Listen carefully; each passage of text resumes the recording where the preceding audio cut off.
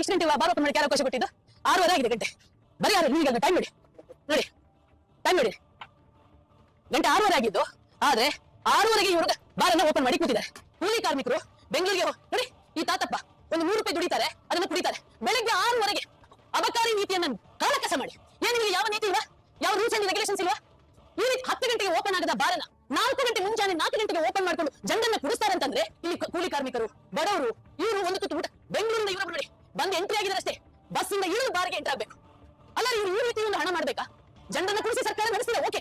ಆದ್ರೆ ಮುಂಜಾನೆ 4 ಗಂಟೆಗೆ ಓಪನ್ ಮಾಡಿ ಈ ರೀತಿ ಒಂದು ನಡೆಸ್ತಿರಂದ್ರೆ ಇಲ್ಲಿ ಯಾವ ನೀತಿ? ಅಬಕಾರಿ ಅಧಿಕಾರಿಗಳೇನು ಇಲ್ವಾ? ಸತ್ಯ ಹೋಗ್ಬಿಟ್ಟಿದಾರ?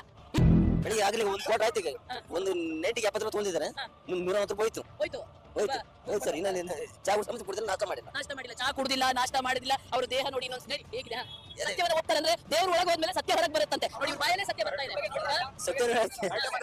ಕುಡಿದ್ರೆ ಸುಳ್ಳು ಹೇಳಿದಲ್ಲ, ಕರೆಕ್ಟ್ ಹೇಳಿದ ಕಡೆ. ಊಟ ಮಾಡಿಲ್ಲ, ಬರೀ ಹೊಟ್ಟೆಗೆ ಅಲ್ವಾ? ಬರೀ ಹೊಟ್ಟೆಗೆ ಹಾಕೊಂಡಿದ್ದೀರಾ ಸ್ಪಿರಿಟ್. ಬರೀ ಹೊಟ್ಟೆಗೆ ಓಪನ್ ಆಗುತ್ತಲ್ಲ, ಅದ ಕೇಳಿಸುತ್ತಾ, ಓಪನ್ ಆಗಿರ್ತಾ ಇದೋಗ ಅನ್ಸುತ್ತಾ. ಅಲ್ಲಿ ಮೆಲ್ಲ ಮನೆ ಇರ್ತೀಮ, ಎತ್ತ ಅಲ್ಲಿ ಮನೆಗಿದ್ದು ಸಡನ್ ಆಗಿ ಅನ್ಸುತ್ತಾ, ಓಪನ್ ಆಗೋದಲ್ಲ. ಹೋಗ ಹೋಗ್ತೀನಿ, ಶೂಟಿಂಗ್ ಹೋಗಿ ಬಂದ್ಬಿಟ್ರೆ ಏನು ಮಾಡಲ್ಲ. ಊಟಕ್ಕೆ ಮಾತ್ರ 30 ರೂಪಾಯಿ ಮಾಡಿಕತ್ತೆ, ಮಿಕ್ಕಿದ್ದೆಲ್ಲ ಎಣ್ಣೆಗೆ. ಮನೆಗೂ ಕೊಡಲ್ಲ, ಏನಿಲ್ಲ ಮೇಡಮ್. ಇರೋ ಸತ್ಯ ಹೇಳ್ತೀನಿ, ನಮ್ದು ಚಾಮರಾಜ ಹತ್ರ ಮೈಸೂರು ಆಯ್ತಾ.